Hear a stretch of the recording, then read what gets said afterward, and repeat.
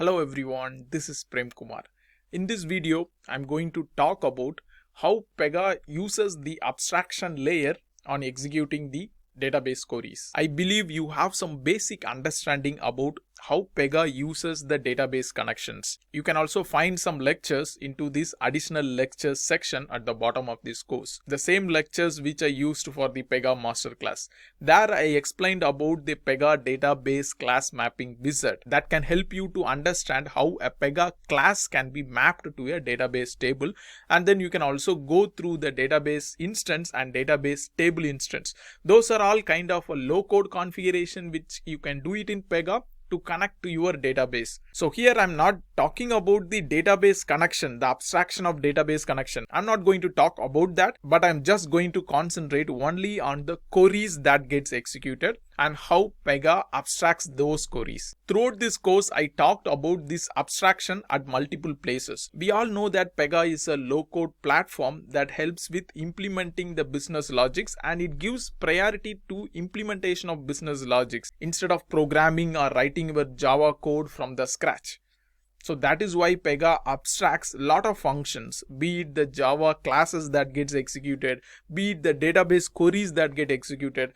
Pega has a lot of rules that does the abstraction part, and that makes it easy and low code configurable. Okay, let's just concentrate only on the SQL queries. Normally, if you take any kind of database storage, you will have the basic operations, right? The CRUD operations, create, read, update and delete. So the SQLs can be like insert query, it can be a select query, it can be an update query, and it can also be a delete query. So this is like a simple CRUD operations, and Pega has a different set of rules that can execute these CRUD operations or that can abstract these CRUD operations. As you can see from this list, you will find different ways how you can abstract that, but on a high level, if you look at the types of rules, you will find that the first thing is on the activity methods. Pega has a lot of OBJ methods as well as RDB methods that can help with executing the SQL queries, basically to play around with the data that is stored into the database. And this is like a basic beginner topic when you start your Pega journey, to understand about all those activity methods, and OBJ and RDB are two kind of critical methods. And then you also have a report definition rule.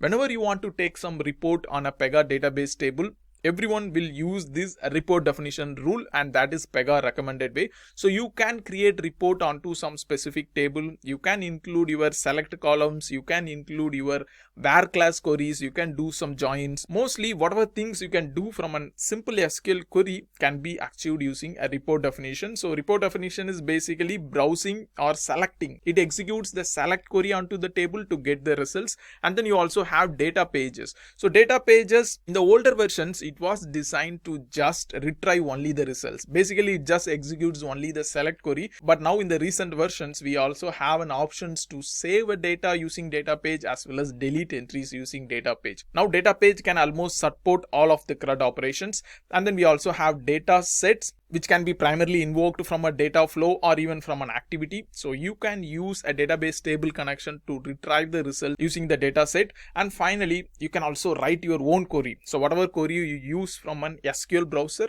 can also be written into a rule in Pega that we call it as connect SQL. Mostly connect SQL will be used when you want to connect to some database table that is an external database table. If you want to write some query into your internal database table, it is always recommended to use the activity methods. But in case if you want to connect to some different table, you always have the provision to write your queries into the connect SQL rule, and these connect SQL rules can be also called from the RDB methods. Okay, now you have some basic understanding about different rules that abstracts the Pega queries. Let me also walk you from the Designer Studio, try to understand the major rules and how the configuration in those rules get converted into SQL queries. This is going to be a little interesting. If you are totally new to Pega, or if you are totally onto the administration side, it is necessary to understand how Pega executes, or how basically Pega converts the configuration into the SQL queries. Let's get started from the Designer Studio. So here I have logged in into the Designer Studio. Now I'm going to use a customer data type. As you can see here, I already opened the customer data type and I also loaded a lot of records into this customer data type. And to check the table, you can also go to the class and then check the class mapping. As I can see that this class is mapped to the table data customer. So the class mapping is already done. So there is a table that holds all these records into a database table. Now we are going to use different rules in Pega to query the database and also to update the database row entries. Okay, first let's start with the activity.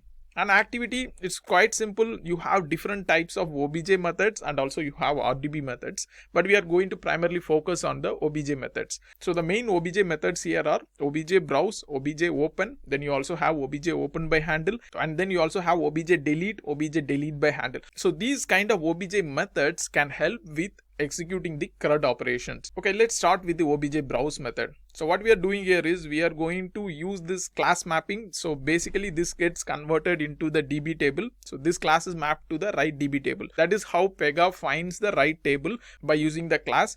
And then we also say the select fields. So what we are doing here is we are going to select the list of customers whose country is India. So this is a simple query. If you want to write this as a simple query, you will say select first name from the table, the customer table, where country is equal to India. So this is our simple SQL query, and to achieve this query using an activity obj browse method, then you have to follow this configuration. Let us quickly test this one. So just do a save. I think this is a very beginner topic. If you already know these obj methods, feel free to skip to the different rule. But I'm just quickly show it. Tracer, and make sure in the tracer settings you on the DB queries. So have the DB query enabled here, and then you can execute run and then get back to the tracer.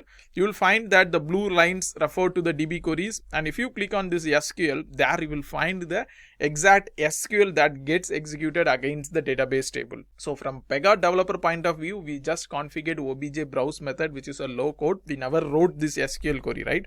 But on conversion, on execution, this is the query that gets executed against the DB table, and you can see we used country, we use first name, two select fields are there. From the table, we also saw this from the database class mapping table, and then it also says where and then country equals to the value is getting passed, India. And the SQL operation, you see, this is a select operation. Now one more thing to understand here is where class. You will have different kinds of where class, right? It's not that you will always have only equals to class. And Pega also do provision different types of where classes. For example, you can say starts with, you can use contains, which is highly expensive, but you can also use that.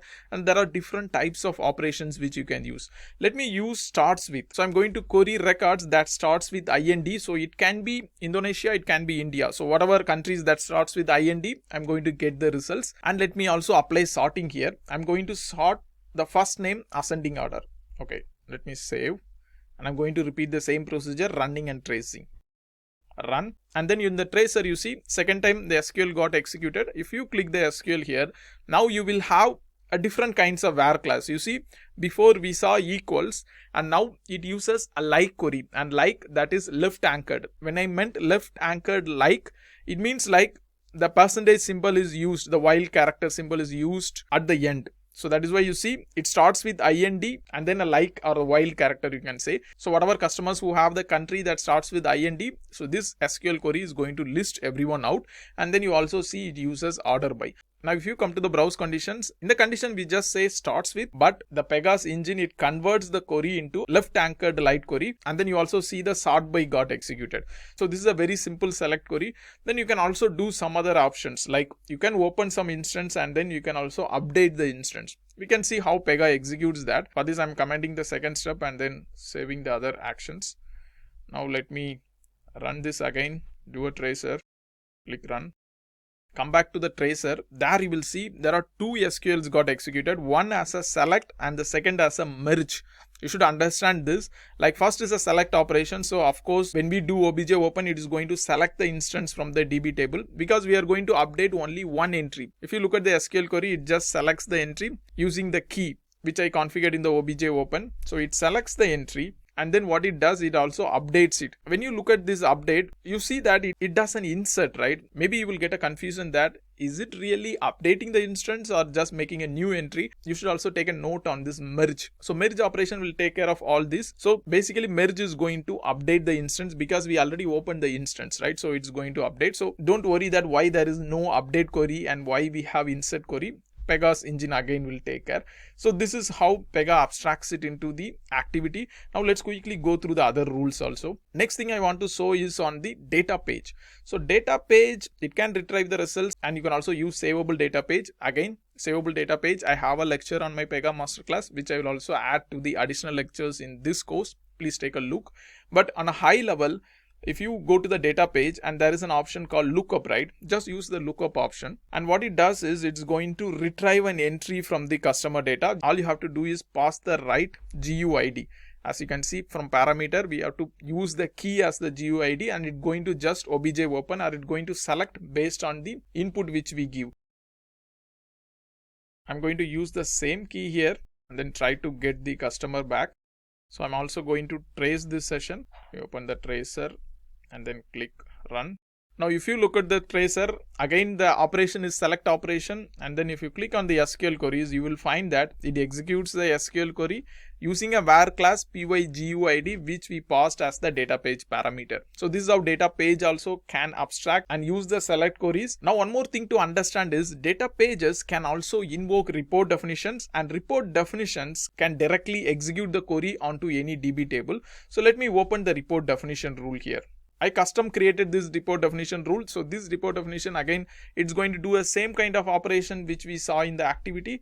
So what it's going to do is we are going to use a parameter of country, and then it will use the var class as the country, and it selects all the fields into the DB table. And this report definition is getting called from the data page. Again, let's run it once and check. I'm going to say India. Do a tracer. So these things I go a little bit fast because I understand you have some beginner knowledge, or otherwise you've gone through my Pega masterclass where I explained everything about this report definition rule. So I'm keeping it little simple here. I just want to concentrate only on the SQL queries that gets executed. So if you come here, there is an SQL query that gets executed. Click on this. Again, you will find the same kind of SQL query. You see, right? We have a var condition, and then we also do order by of 1. So first field ascending order is getting ordered by. So if you go to the report definition rule, there you will find, of course, we used the sort order as 1. The first field, it is getting sorted from lowest to highest. It means it is getting sorted by ascending order. Okay, you can also play around with this var condition. We just saw if you use starts with, it is going to use like. Let us also do contains once. I'm going to do contains,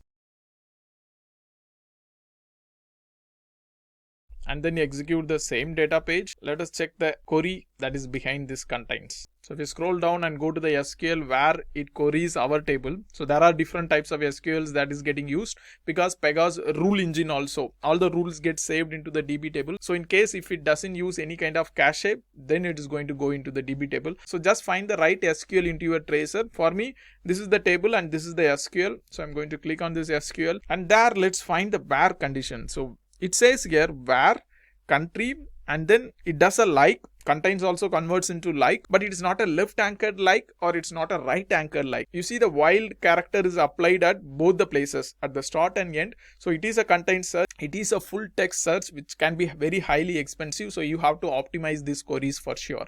And before ending this lecture, it is good to go through these report definition configurations because you have a lot of configurations within the report definition, especially on the data access where you can also configure your joins for your report definition. So you can basically write queries on multiple tables. I will end this lecture here. I hope now you got some basic understanding about how Pega abstracts the SQL queries. In the next lesson, we will start with optimizing the queries which we can write. So basically we are going to optimize primarily the report definition rule. See you in the next lecture.